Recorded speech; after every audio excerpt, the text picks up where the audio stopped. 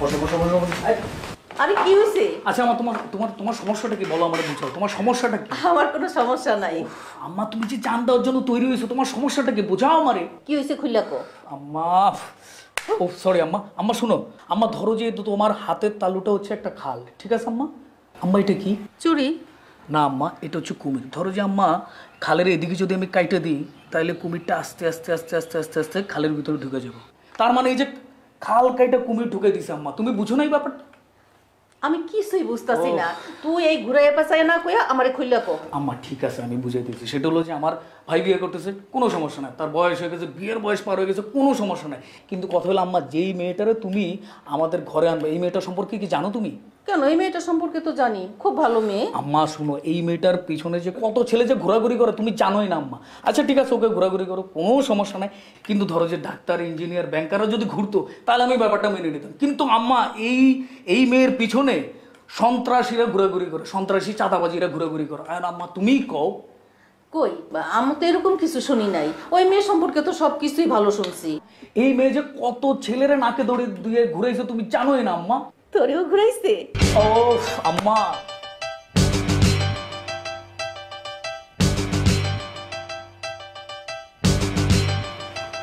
আম্মা তোমার একটা কথা বলি, সেটা হলো আমি তোমার আগে ভাগে হুঁশিয়ারি করে দিয়েছি, আগে ভাগে সতর্ক করে দিয়েছি। এই নিয়ে যদি কোনো কিছু হয় আমাদের সংসারে, তাইলে দেখো তোমার আমি কি করি। আচ্ছা তুই কোনো টেনশন করিস না, আমি এই মেয়ে সম্পর্কে সমস্ত খোঁজ খবর নিব। তুই শুধু সত্যি করে রাখো, ওই মেয়ে তোরেও ঘুরাইছে? আরে আম্মা,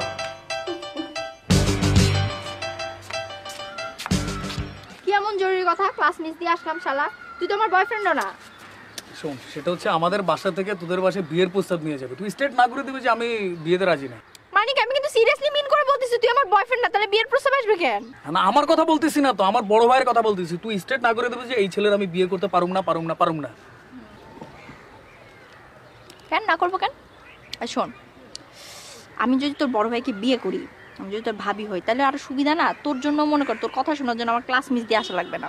আমি এই রুম থেকে ডাকবো আনু আনু আনু, তারপর তুই ওই রুম থেকে আমাকে ডাকবি ভাবি ভাবি ভাবি। না না, তুই যদি আমার ভাবি আস, আমার তাতে কোনো সমস্যা নাই। কিন্তু কথা হলো যে আমার নিজের ভাইয়ের বউ যেন না হোস, এটা আমি চাই, একদম চাই। আমার মধ্যে এত খুঁত, এত প্রবলেম আমার মধ্যে। তোর মাঝে না, আমার ভাইয়ের মাঝে। তুই জানো যে আমার ভাইটা কেমন? আমার ভাইটা হচ্ছে চরম একটা কিপটা লোক। তার মানিব্যাগের ভিতরে আরেকটা মানিব্যাগ থাকে। বাজারে গেলে সে কি নিয়ে আসে জানো? পচা মাছ নিয়ে আসে, পচা শাকসবজি নিয়ে আসে। এমন একটা লোকরে তুই বিয়ে করবি? একটা খুঁত? খুঁত আরো খুঁত আছে, তার মতো অশিক্ষার লোক আর আমি জীবনও দেখি না। আচ্ছা তুই কি শুনছো যে একটা জীবনে একজনের 3বার পক্স হইতে পারে? আমার ভাইয়ের অলরেডি 3বার হয়ে গেছে, আরো বাকি জীবনে যে কয়বার হবে তুই তুই জানোস না ব্যাপারটা। আর তো তার শীতের সময় জন্ডিস লাগিয়ে থাকে, আর গরমের সময় তার ঠান্ডা সর্দি লাগিয়ে থাকে। তুই এমন একটা লোককে বিয়ে করবি? তুই বল আমারে। আমি তো আমার ভালোর জন্য বলতেছি, আমি তোর ভালোর জন্য বলতেছি। আমি তো চাই যে তোর যেন ভালো হয়। তুই আমার বন্ধু না? ঠিক আছে, না করে দেবো। 200 টাকা দে। 200 টাকা কেন? হ্যাঁ বললে তোর বাইরে পাই, না বললে তোর কাছে। 200 টাকা পাবো না? আমার কাছে এখন টাকা পয়সা নেই। কোনো পরে টরে নাই, বাকির নাম ফাঁকি। এখনই দিতেছি। আচ্ছা ঠিক আছে ঠিক আছে ঠিক আছে, আমি দিতেছি, তুই ফাইনালি না করে দিবি, ফাইনালি না করে দিবি। আগে ওকে দিয়ে যা।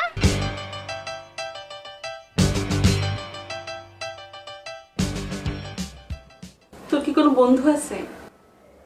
আছে, অনেক বন্ধু আছে। অনেক বন্ধু না, এর ভিতরে মনে কর যে যে তোর মনে দাগ কাটছে। দাগ কাটছে মানে এটা কি ধরনের ভাষা?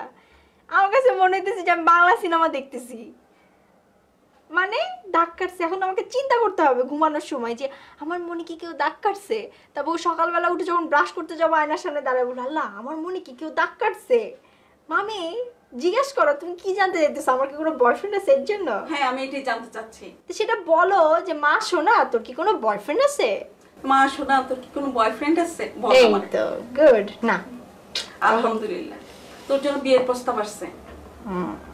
তারপর মকিম ফ্যামিলি, ছেলে ভালো, ছেলে বিজনেস করে, মাস্টার্স কমপ্লিট করা, ছেলে বড়, ছেলের নাম বদরুল।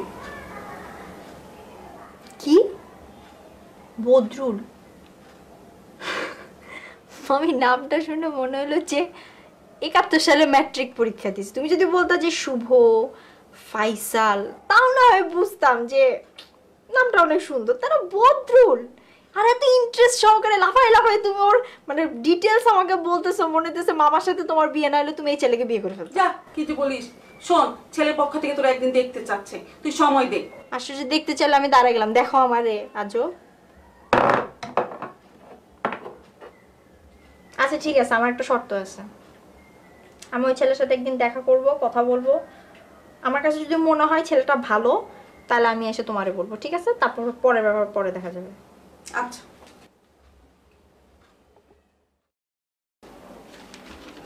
সমস্যা হয়ে গেল, রিমু নাকি ছেলের সাথে দেখা করবে। তুমি বলো এটা কি ঠিক? এই যুগের মেয়ে তো, তুমি ওরা একটু শাসন করো না। আমি কিভাবে ওকে শাসন করি? ওকে আমি শাসন করতে পারি? আমি বরং বদলকে একটা ফোন করি। ওরা যদি মাইন্ড করে, করি এত রে। বড় ফ্যামিলি। করেই দেখি না।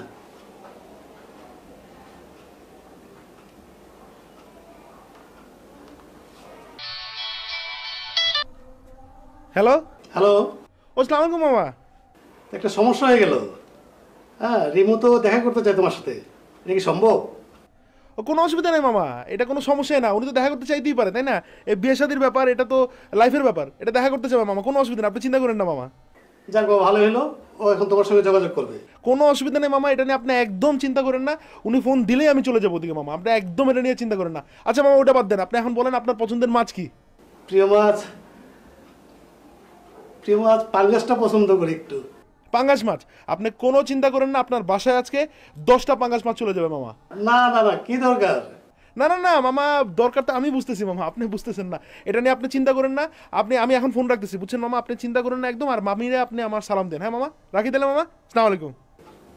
তুমি মাছের কথা বললা কেন?